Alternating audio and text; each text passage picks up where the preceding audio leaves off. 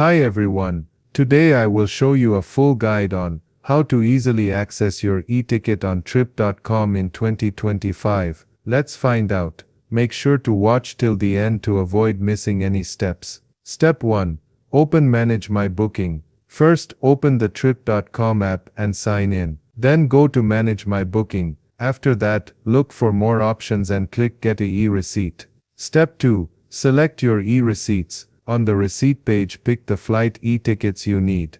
Now choose the right e-tickets and click Continue. Step 3. Enter details for the receipt. If you're an individual traveler, choose Individuals.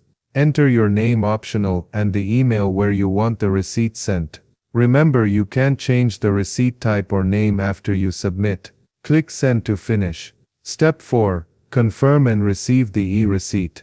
You will get a message saying the e-receipt was sent.